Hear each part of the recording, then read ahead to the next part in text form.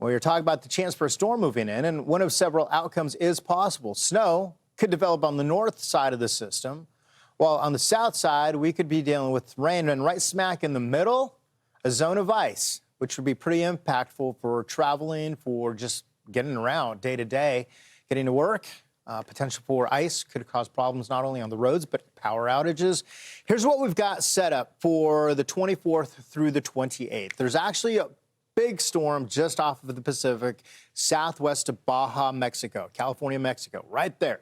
As we go into the 24th, the energy lifts over portions of Mexico, then into the United States, Arizona, New Mexico, and it's going to bring rain and snow to those areas. Great news for them. However, it's the middle part of this storm track where the cold, dry air is coming in from the north, butting up with the moist air off of the Gulf of America, where we could see some ice. Big impacts that we need to prepare for and have this conversation with you. There are still some questions on the forecast, but we're starting to see the forecast come into better agreement, which is good because if they just keep doing that, then we've got higher confidence once we get closer to this event. Number one, where does this disturbance track? Right now, both the traditional models are taking it into the desert southwest. So places like New Mexico, southern Colorado could be getting in on some much needed snow. That track and how far the cold air from the north comes in also play big into this. Here are two traditional models, the GFS on the left side of your screen, the Euro on the right side of your screen.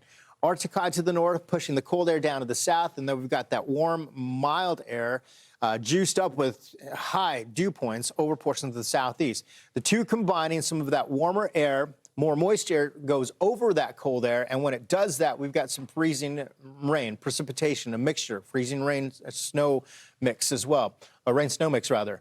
Notice the alignment is starting to come together with portions of North Texas, Northeast Texas, portions of northern Louisiana, northern Mississippi, northern Alabama, where we could see the ice potential.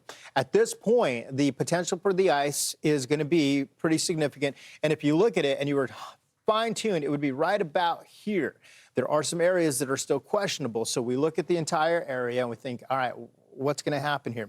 Now, we're still way out, 7 to 10 days out. We're like, all right, what is the weather pattern? Once we get to that 5 to 7 day forecast, what are the trends doing? What are the models doing? Are they coming to a better agreement? Because 3 to 5 days out, we have the discussion with you, and then under 3 days, we're like, okay, these areas prepare, so stay with us as we continue this conversation with you.